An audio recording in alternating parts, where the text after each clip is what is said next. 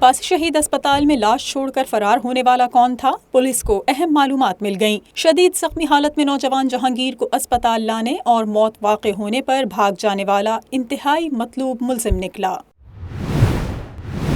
लाश छोड़कर फरार होने वाले मुल्जिम ने अपना नाम सलमान बताया था। तफ्तीशी हुक्काम के मुताबिक मुल्जिम का असल नाम आसिफ उर्फ भैया है, जो 5 मरतबा गिरफ्तार होकर जेल जा चुका है। मुल्जिम आसिफ उर्फ भैया की तस्वीर भी 92 डिजिटल ने हासिल कर ली। मुल्जिम साल 2015 से 18 के दौरान नाजायज़ असलहा रखने, पुलिस मुकाबला और डकैती के मुकदमात में गिरफ्तार हो चुका है। तफ्तीशी हुक्काम ने बताया कि मकतूल जहांगीर की आसिफ भैया से 3 बरस से दोस्ती थी। मकतूल और मुल्जिम दोनों औरंगी टाउन के रहायशी हैं। लाश छोड़कर फरार होने वाले मुल्जिम आसिफ उर्फ भैया की तलाश में पुलिस ने छापे मारने शुरू कर दिए हैं। तफ्तीशी हुक्काम का कहना है कि मुल्जिम की गिरफ्तारी के बाद हक़ाइक़ सामने आ सकेंगे। मकतूल जहांगीर की लाश ज़ब्ते की कार्रवाई के बाद वर्षा के हवाले कर दी गई थी।